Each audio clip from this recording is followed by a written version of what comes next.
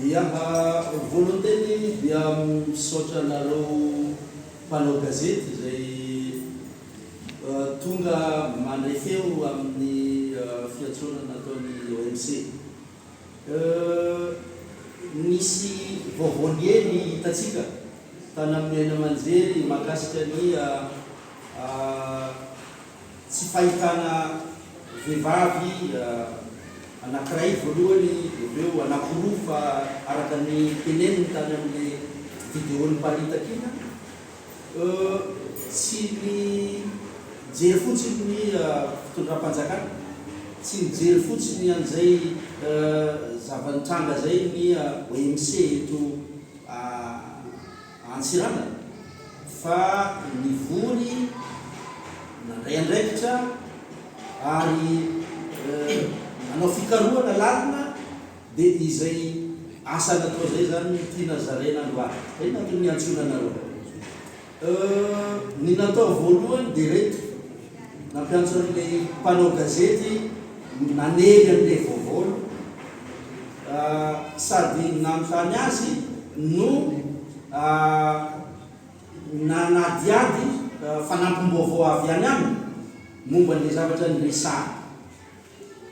Dia ny faharoa nametraka fiara-miasa amin'ny mpanao gazety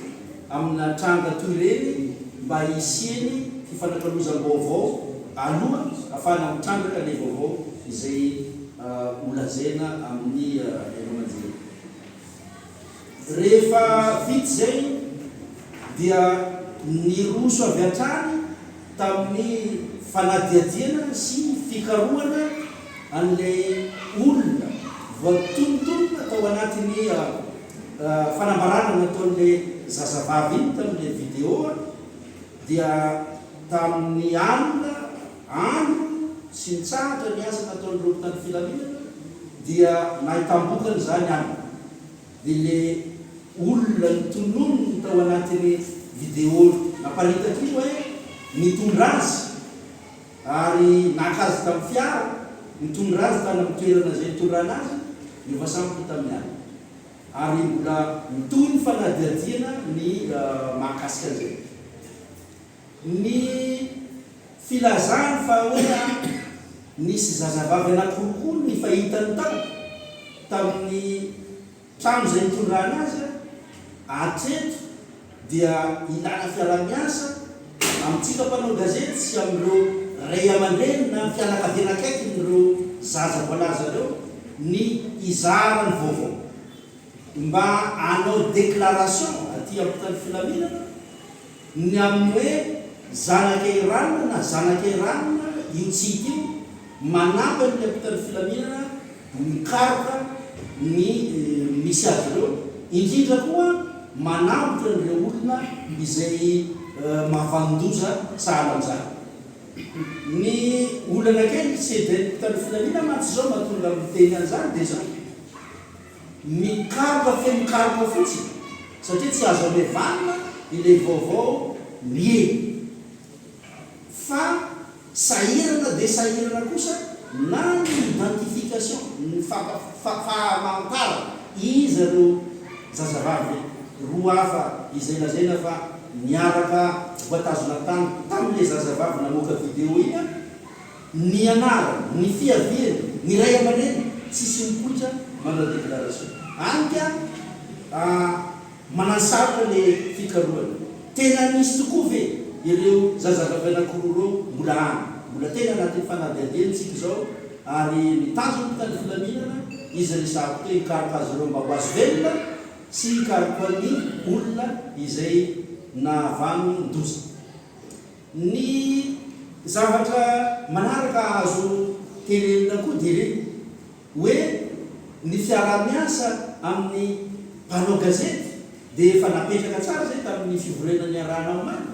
dia tsara no mizaran'izay amintsika rehetra tokony ao anatiny fifampizarana vaovao, indrindra amin'ny raharaha mahakasika fikarohana fandikan-dalàna, saropady dia saropady. Saropady amin'ny antony hoe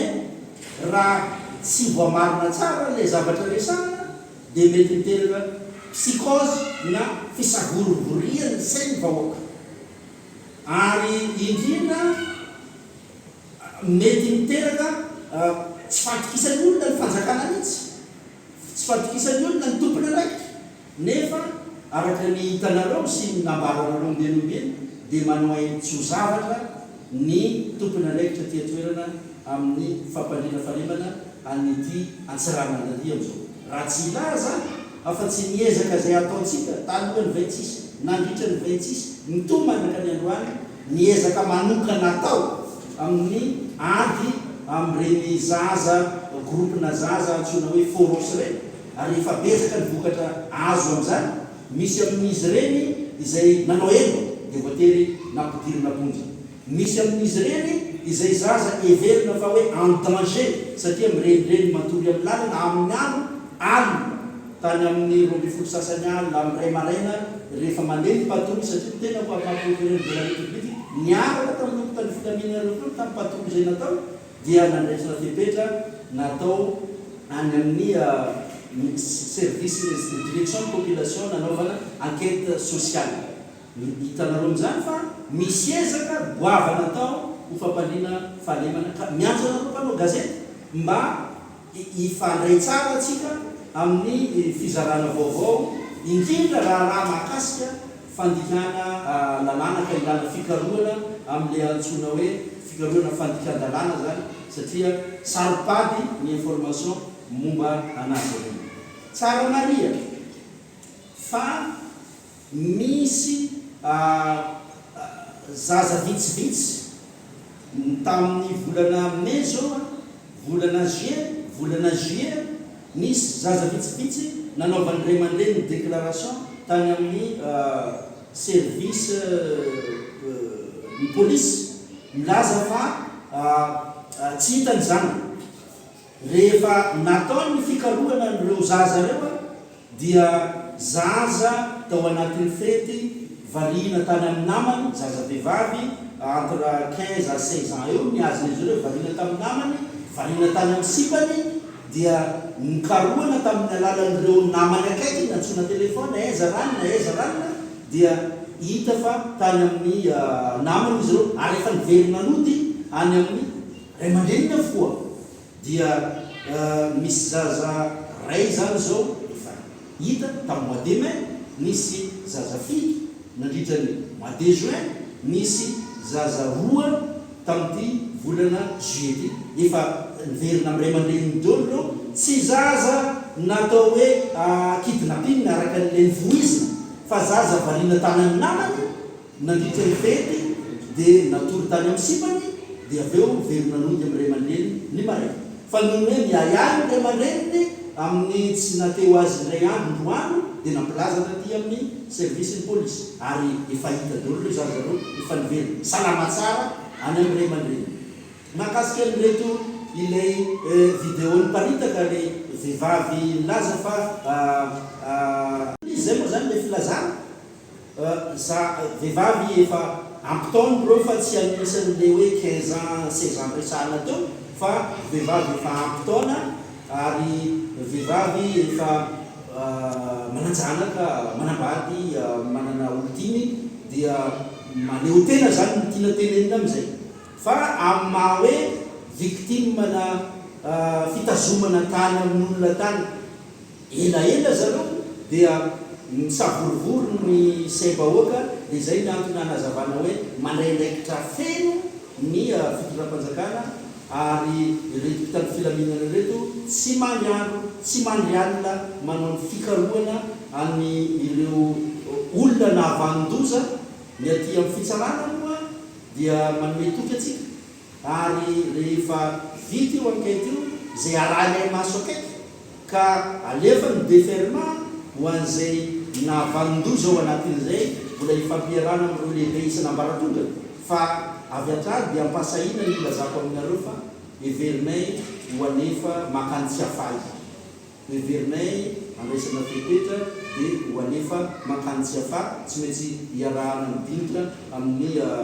lehibe isan'ambaratonga zany ny fomba anaovana an'izay. Le hoe kidnapping moa no resahana anazy za zany mampianatra ihany ary manoro atsika vahoaka ny tena marina